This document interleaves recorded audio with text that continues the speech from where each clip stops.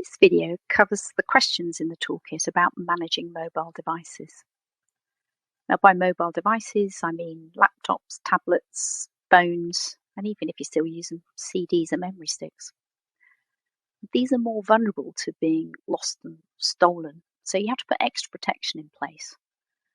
And there are 4 questions mandatory for standards met, and they cover bring your own device policy, in particular protecting mobile phones, public Wi-Fi, and encryption.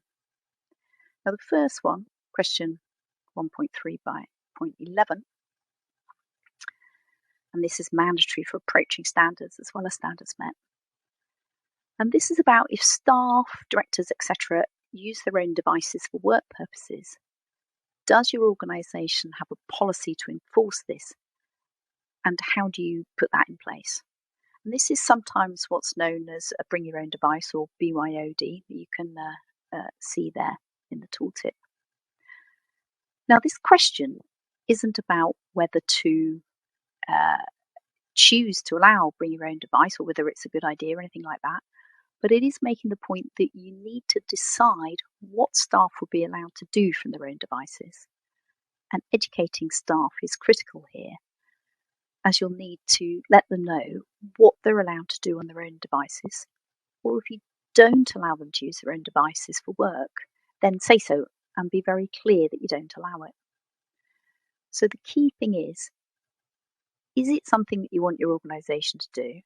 And if it is, you'll need a policy. There's a template available from Digital Care Hub. And if it's not something that you want your staff to do, then educate them, say that you don't allow it. And if you do choose to allow people to use their own devices, then you need to think in a bit more detail about what for and how you will enforce that. You might enforce your bring your own device policy through employee training or conducting audits, or through technical controls, or in fact a mixture of all of those.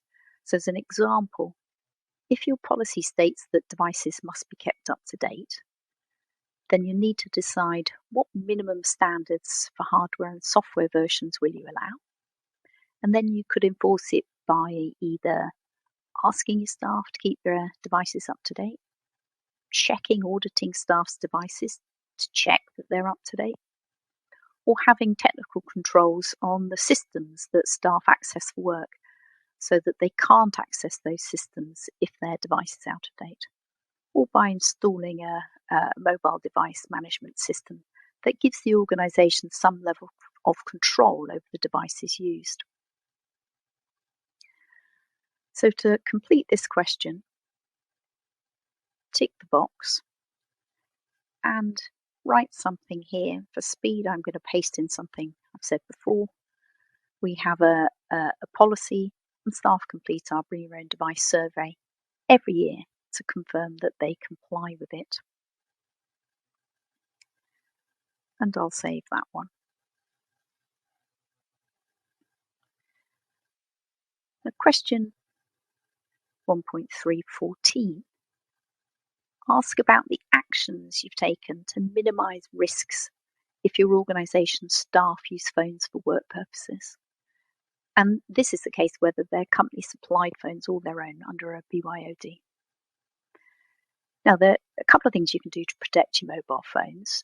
The most important is to use some sort of screen lock, and that could be PIN number, fingerprint scanner, facial recognition, whatever works for you.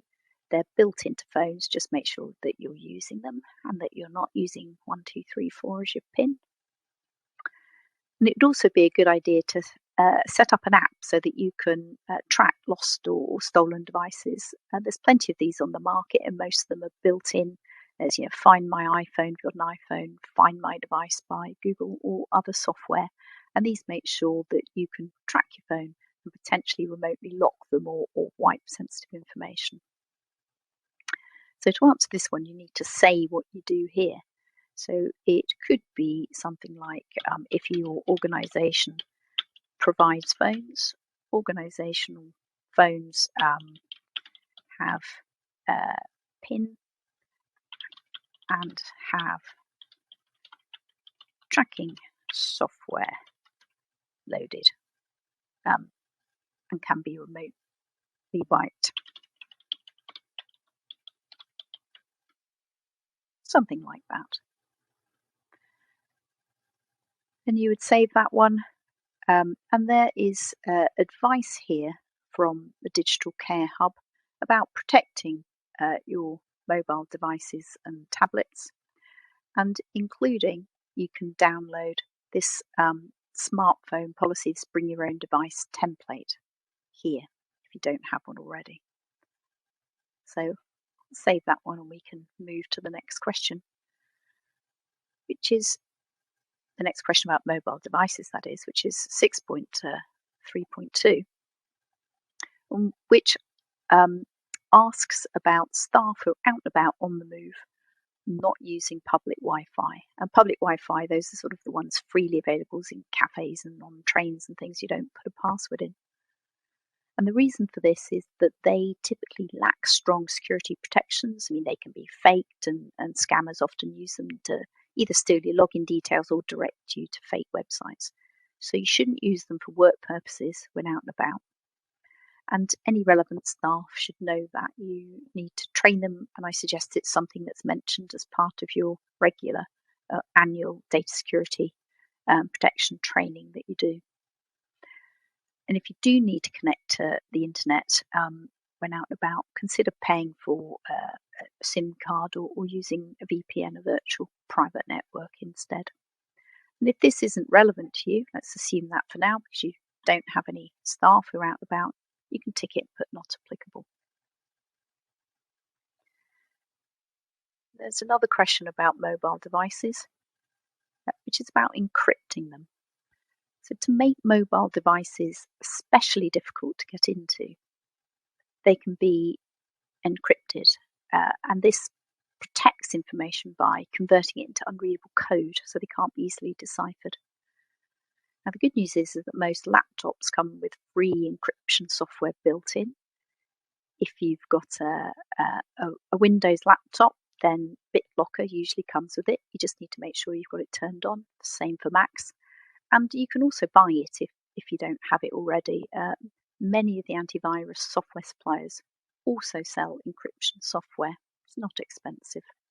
So to complete this one, tick the box, and I'd suggest saying something in the comments here.